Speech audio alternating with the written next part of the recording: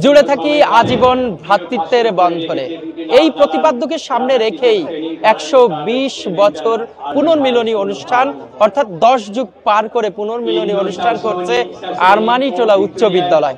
বলা হয়ে থাকে এই উচ্চ বিদ্যালয়ে যারা বন্ধু বান্ধব হয়ে থাকেন আজীবনের জন্য মনে জায়গা করে রাখেন। ১২০ বছর ধরে আলো ছড়িয়ে মাধ্যমিক শিক্ষায় আলোকবর্তিকা হয়ে আছে পুরান ঢাকার আরমানিটোলার সরকারি উচ্চ বিদ্যালয়। প্রাচীনতম বিদ্যাপীঠটি এই মহেন্দ্রক্ষণ স্মরণীয় করে রাখতে এবং বর্তমান শিক্ষার্থীদের স্কুলের ইতিহাস ঐতিহ্য সম্পর্কে অবগত করে তাদের উৎসাহ দিতে আয়োজন করেছে ১২০ বছর পূর্তি উদযাপন অনুষ্ঠান। এত আনন্দ লাগতেছে, এই ক্লাস 3 থেকে বয়েজগুলো আসে এবং ক্লাস 10 যারা পাশ করে চলে গেছেন, যারা পাশ করে আগে হয়তো মন্ত্রী পর্যায়ে আছেন, জেনারেল পর্যায়ে আছে, আর্মিতে আছেন, ব্যবসায়ী ক্ষেত্রে আছেন, আমরা সবাই যে একত্রিত হয়েছি, আমার সাথে মন্ত্রী প্রাক্তন মন্ত্রীও আছেন। আজকে আমি মনে করি যে আমার জীবনের অন্যতম দিনগুলোর মধ্যে একটি, কারণ আজকে এখানে ১২০ বছরের যে পুনর্মিলন, এখানে আমাদের অগ্রজ এবং অনুজ সবার সাথে আমাদের এই মেলবন্ধনের মাধ্যমে আমরা সেই পুনরুত্তম দিনের কথা স্মৃতিচারণ কিংবা নস্টালজিয়ার মতো একটা অনুভূতির মধ্যে আছি। আই ওয়াজ ক্যান্সার পেশেন্ট, এখন ভালো। এই যে আসলাম, মনে হচ্ছে যে আমি নতুন জীবন ফেরত পেলাম। এত বছর পরে এসে, ৫৫ বছর পরে এসে। ২ দিনব্যাপী অনুষ্ঠানের আজ শুক্রবার শেষ দিনে বিদ্যালয় প্রাঙ্গণে চলছে নানা বর্ণাঢ্য আয়োজন। বর্তমান ও সাবেক শিক্ষক শিক্ষার্থীদের পদচারণায় মুখরিত হয়ে উঠেছে বিদ্যালয় প্রাঙ্গণ। কৈশোরের নানা স্মৃতিচারণ করেন বর্তমান ও সাবেক শিক্ষার্থীরা। আসলে স্কুল জীবন আমার জীবনে পার হওয়া সবচেয়ে স্বর্ণযুগ আমি যেটা মনে করি। আমরা প্রায় দীর্ঘ ১০ বছর পর সবাই একসাথে মিলিত হয়েছি।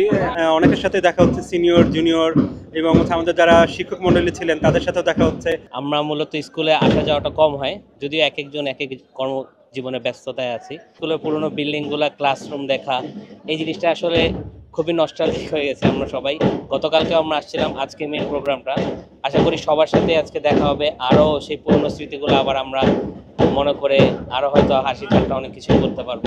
একজন আরেকজনকে দেখে অনেক ভালো লাগছে আর কি, যে আমার বড় ভাই ছিল, উনি আগে শৈশবকে ফিরে পেয়েছে এরকম মনে হচ্ছে।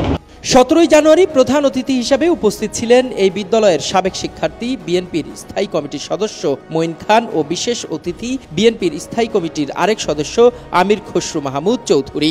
যেখানে অনুষ্ঠানটি হচ্ছে এটি একটি খেলার মাঠ, এই খেলার মাঠে আমরা একসঙ্গে হকি খেলেছি, ফুটবল খেলেছি। মনে পড়ে এই স্কুলের যিনি প্রধান শিক্ষক ছিলেন শামসুদ্দিন আহমেদ, অত্যন্ত ডাকসাইটে লোক। অনেকে বলে তিনি যখন স্কুল তার রুম থেকে বের হতেন তখন ছাত্রদের বুক কাঁপত, শিক্ষকদের বুক কাঁপত। তো এই ছিল তখনকার লেখাপড়ার পরিবেশ।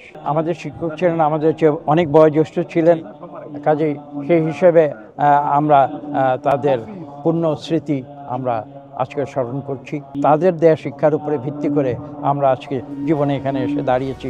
বিভিন্ন অঙ্গনের দেশবরেণ্য ও সফল ব্যক্তিদের সাবেক বিদ্যাপীঠ আরমানিটোলা সরকারি উচ্চ বিদ্যালয়। আর এখানেই পড়েছেন বিশ্বভারতীয় সাবেক উপাচার্য আমলান দত্ত, আন্তর্জাতিক খ্যাতিসম্পন্ন স্থপতি এফআর খান, প্রখ্যাত ক্রীড়াবিদ আব্দুস সাদেক, বসুন্ধরা গ্রুপের চেয়ারম্যান বিশিষ্ট শিল্পপতি আহমেদ আকবর সোবহানের মতো সফল মানুষেরা। পুরান ঢাকার ঐতিহ্যবাহী এই শিক্ষা প্রতিষ্ঠানটি ক্রীড়া জগতেও অসামান্য অবদান রেখে চলেছে।